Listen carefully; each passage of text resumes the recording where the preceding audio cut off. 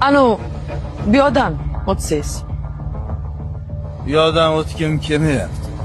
Marhamat qilib, bu yoqdan o'tsangiz. Marhamat qilgim kelmayotgan bo'lsa-chi? Unda bu yoqqa o'tolmaysiz.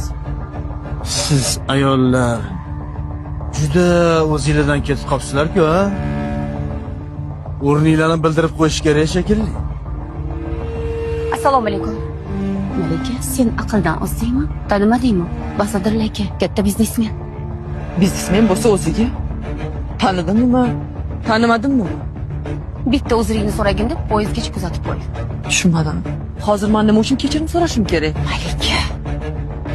Assalomu alaykum. Katta leytenant Yusuf. Nimaga bu ayol bu kishidan uzr so'rash kerak? O'rtoq komandir, biz o'zimiz kelishib olamiz. Kelisha olmayapsizlar. Men hammasini ko'rib turibman. Bu yerda ayol kishi kamsitilyapti. Unda bilib ishini qilsin. Bu yerda hamma bilib o'z ishini qilyapti. Masalan, bu ayol xavfsizlikni ta'minlash uchun sizni moslamadan o'tishingizni talab qilyapti. Siz ham o'z ishingizni qilyapsiz. Ya'ni qo'rqoqlik.